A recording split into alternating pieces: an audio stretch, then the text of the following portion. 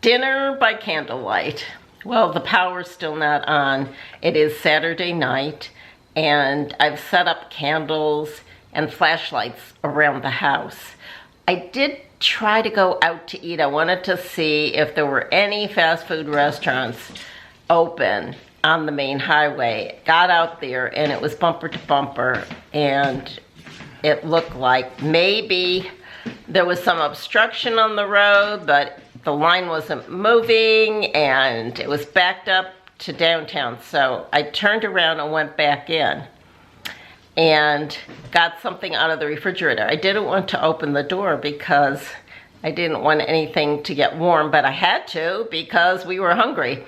So I grabbed some food, made some sandwiches, and that's what we're having now at our beautiful candle-lit table.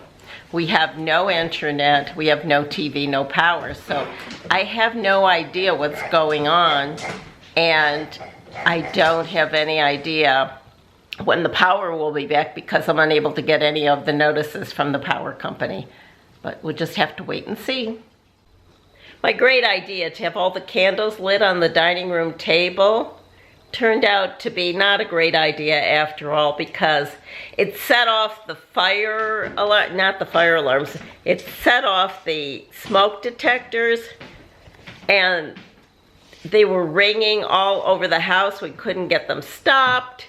Every time we pushed the button, they started again. Finally, we had to almost remove it from the ceiling because there's no way for me to contact security to have them come and look at it. I just realized because our phones are not working. And I think I've made a decision here to have a landline installed after this is all over, because there's no way to contact police, fire, security, or anyone without phones working.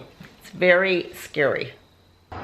We tried everything to get the smoke detector to stop ringing. I'm actually holding a flashlight to my face right now, and I'm sitting out on the front deck in the dark.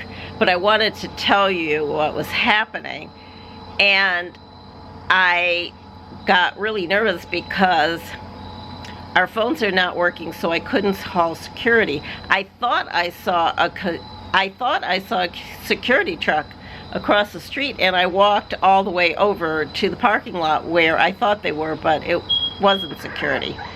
So then I decided to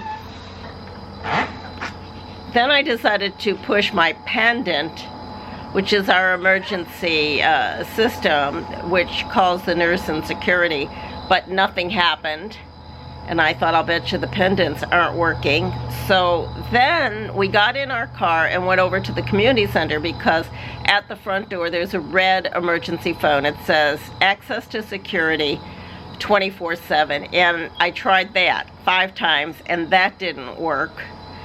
Then I saw some people in the lobby, so I knocked on the door and they let me in. And I found another man who was looking for security because he had locked himself out of his apartment. And together we asked people where we could find security. No one knew. Phones weren't working. I found a landline and I dialed 0 on it, and someone answered. And I told him the situation. He said he would send security over to the community center lobby, which he did. So we met them there. They took care of the man who was locked out first. And then they came over to our house and tried to fix this smoke detector. You can probably hear it in the background. It will not stop. They changed the batteries, it won't stop. They have now gone away to get a brand new smoke detector to install. It's 10:30 at night, and I am sitting out on the front deck in my rocker because I can't stand the noise. I'll let you know what happens. They just left and they installed an entirely new smoke detector, and the noise has stopped. Thank you. So that is done. It's around 10:30 at night. We'll be able to get some sleep. But here's the thing. it's very scary not being able to call directly for help. For instance, we cannot call 911 because there's no cell service. And the pendants apparently do work, the emergency pendants that we can wear, that we have, each of us. And he said, if I need anything else, that would be the way to get security. But there's a long delay, and I'm afraid that many people tonight may be in serious trouble. I hope not.